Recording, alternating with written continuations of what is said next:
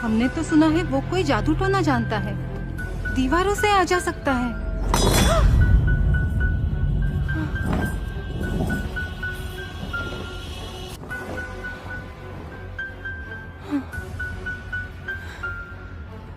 कुछ नहीं, हवा है।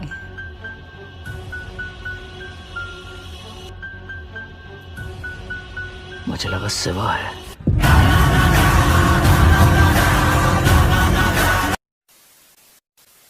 तो वंदे मातरम में सिख भाई बहनों का कसम। वाह क्या सीन है, वाह क्या सीन है। सकते हैं फिर आपके हाथ में ये भिक्षा पात्र किस लिए?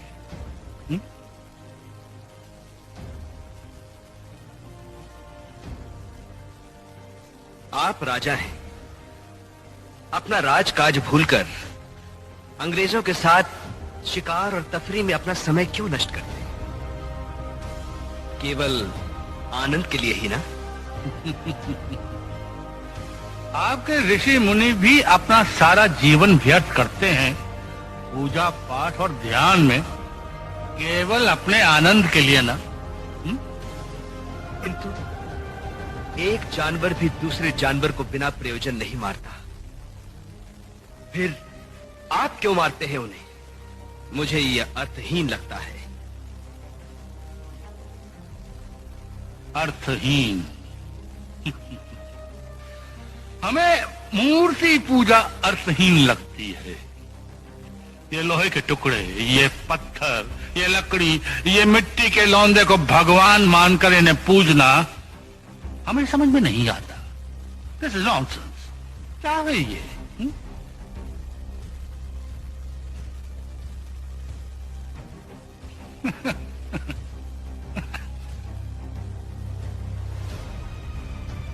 ये तस्वीर किसकी है? हमारे पिताजी की। क्या तुम इस पर थूक सकते हो? हमारे पिताजी पे? ये पिताजी कहाँ है?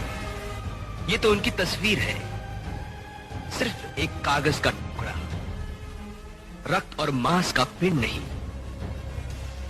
फिर भी तुम्हें इस तस्वीर में अपने पिताजी के दर्शन होते हैं कि नहीं?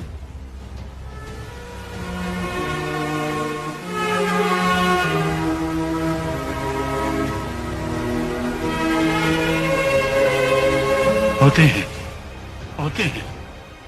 महाराज मंगल सिंह जी, इसी तरह एक भक्त कोई धातु, लकड़ी, मट्टी या पत्थर के टुकड़े को नहीं पूछता,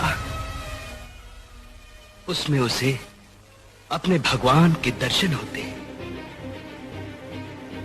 विश्वास अंधा है, अनुभव ही सत्य है।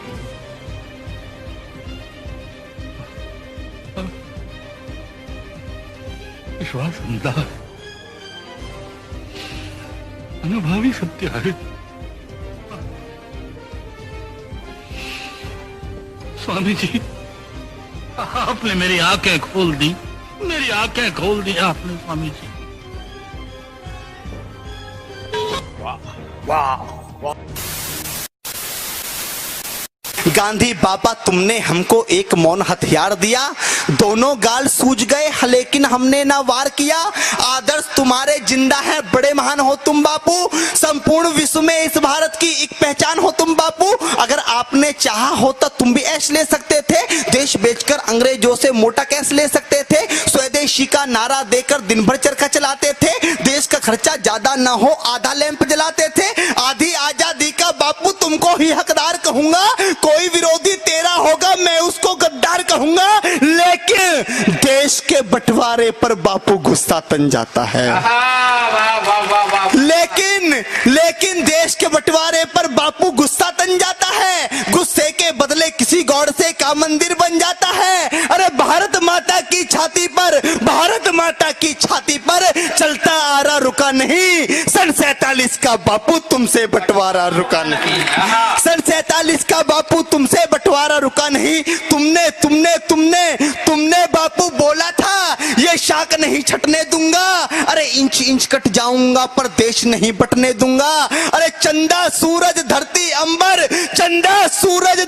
अंबर सारे ही शर्मिंदा थे, जिस दिन देश बटा बापू उस दिन तुम भी जिंदा थे। चंदा सूरज धरती अंबर सारे ही शर्मिंदा थे, जिस दिन देश बटा बापू उस दिन तुम भी जिंदा थे। वैसी दरिंदों के हाथों से महिला हुए खिलौने थे, कविताओं में क्या बतलाऊं कृत्य कितने घिनौने थे। 40 लाख मृत लोगों का जिम्मेदार किसे लिखूं, देश बांटने वालों में बोलो गद्दार किसे लिखूं। अरे कितनी थी आंखें जो रोते रोते पथराई थी, पूछ रही लावारिस लाशें जो कुत्तों ने खाई थी, पूछ रही लावारिस लाशें जो कुत्तों ने खाई थी। हिंदुस्तान की माटी का परिवेश अधर में छोड़ दिया।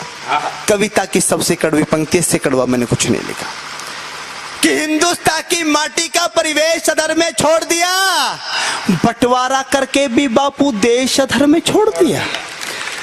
हिंदुस्तान की माटी का परिवेश अधर में छोड़ दिया, बंटवारा करके भी बापू देश अधर में छोड़ दिया। अरे दो थप्पड़ के बदले में एक थप्पड़ तो मारा करते, अरे बंटवारा भी करना था तो ढंग से बंटवारा करते।